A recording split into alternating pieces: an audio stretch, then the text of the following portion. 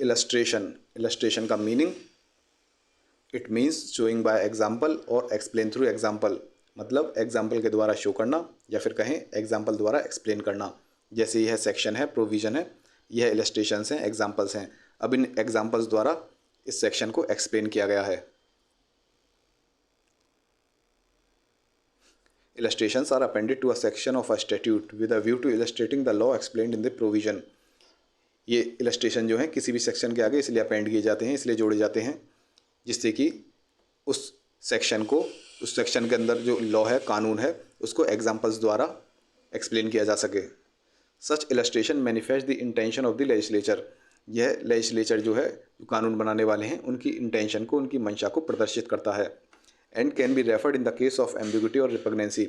Ambiguity और रिपग्नेंसी के case में, कॉन्फ्लिक्ट के केस में, या फिर एम्बिग्यूटी कहें, एक से ज़्यादा अगर मीनिंग निकल रहे हों, उस केस में इन इलस्ट्रेशंस को रेफर किया जा सकता है, इनकी हेल्प ली जा सकती है।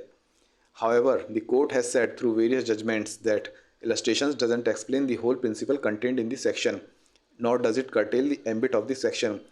हालांकि कोर्ट ने वेरियस जजमेंट्स द्वारा यह भी कहा है कि इलस्ट्रेशन जो है इस सेक्शन के अंदर पूर्ण कानून जो है, पूरा प्रिंसिपल जो है इस सेक्शन के अंदर, उसको एक्सप्लेन नहीं करते। यह कानून इन एग्जाम्पल्स तक सीमित नहीं है। इन एग्जाम्पल्स में जो सिचुएशंस दी गई हैं इस कानून में, उससे ज़्यादा सिचुएशंस हो सकती हैं। यह इन सिचुएशंस, इन एग्जाम्पल्स तक सीमित नहीं है। In the case of repugnancy between section and illustration, section will prevail.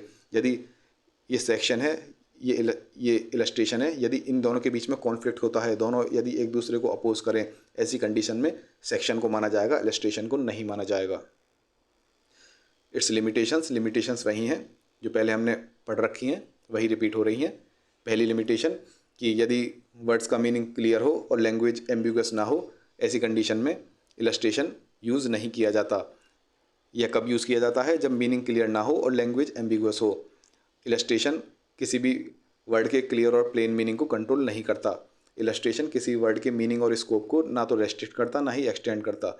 यह किसी भी क्लियर प्रोविजन के इफेक्ट को, उसके असर को फ्रस्ट्रेट भी नहीं करता। यदि कॉन्फ्लिक्ट हो जाता है किसी इलस्ट्रेशन का सेक्शन के साथ, ऐसी कंडीशन में सेक्शन की मानी जाएगी, इलस्ट्रेशन की नहीं। The section will prevail. Next internal aid है explanation. The explanations are inserted with the purpose of explaining the meaning of a particular provision and to remove doubts which might creep up if the explanation had not been inserted। explanation का उद्देश्य जो है insert करने का, यहाँ पर डालने का, वह यह है कि यह उस पर्टिकुलर प्रोविज़न को, उस सेक्शन को एक्सप्लेन करते हैं। नाम से ही पता लग रहा है एक्सप्लेनेशन, यह उस सेक्शन को एक्सप्लेन करने के लिए डाले जाते हैं। And to remove doubts which might creep up if the explanation had not been inserted. यदि यह एक्सप्लेनेशन यहाँ पर नहीं डाला जाता तो इस सेक्शन में कुछ डाउट क्रिएट हो सकती थी, कुछ माइंड में कुछ डाउट्स आ सकते थे। तो ऐसे डाउट्स को क्लियर करने के लिए, ऐसे डाउट्स को क्लैरिफाई करने के लिए, हटाने के लिए ऐसे डाउट्स को ये एक्सप्लेनेशंस डाले जाते हैं। The purpose of the explanation is, इन एक्सप्लेनेशन का पर्पस क्या है, उद्देश्य क्या है? To explain the meaning and intention of the act. उस एक्ट के, उस कानून के मीनिंग को और उसके उद्देश्य को एक्सप्लेन करना। To clarify in case of obscurity और वेगनेस, जब ऑब्सक्योरिटी हो, वेगनेस हो, क्लैरिटी ना हो, ऐसी चीज़ को क्लैरिफाई करने के लिए एक्सप्लेनेशंस डाले जाते हैं। इनका यही पर्पस है। And to provide additional support to the object of the act. जो कानून है उसके उद्देश्य को एक एडिशनल सपोर्ट प्रोवाइड कराना, यह एक्सप्लेनेशन का पर्पस है। जैसे ये सेक्शन है, इस सेक्शन का एक्सप्लेनेशन दिया है।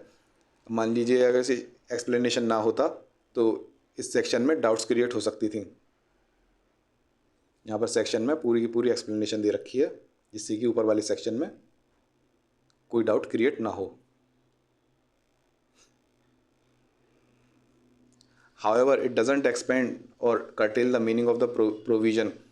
लेकिन इसका मतलब ये नहीं है कि यह उस प्रोविज़न, उस सेक्शन के मीनिंग को एक्सपेंड कर सके, बढ़ा सके या कर्टेल कर सके। इस केवल एक्सप्लेन करने के लिए है। इसका मीनिंग को ना तो यह कम करेगा, ना ही ये बढ़ाएगा। जो इसका मीनिंग होगा वह वहीं तक सीमित है। एक्सप्लेनेशन इसके मीनिंग को ना बढ़ा सकता, ना घटा सकता। But only tries to remove uncertainty. यह केवल अनसर्टेनिटी हटाने के लिए डाला जाता है। यह कोशिश की जाती है कि अनसर्टेनिटी ना रहे, कोई डाउट ना रहे।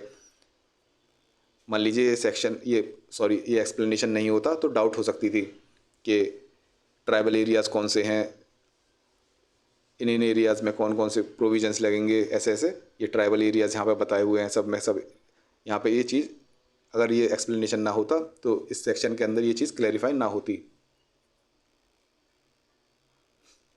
And in the case of conflict between explanation and main section the duty of the court is to harmonize the two. यदि कॉन्फ्लिक्ट होता है एक्सप्लेनेशन और मेन सेक्शन के बीच में तो कोर्ट की ड्यूटी यह होती है कि उन दोनों के बीच में हारमोनी हो, दोनों के बीच में ऐसा तालमेल बिठाया जाए कि दोनों ही वैध हों, कोई भी इनमें से वर्ड ना हो। इट्स लिमिटेशंस वही हैं, वापस रिपीट हो रही हैं।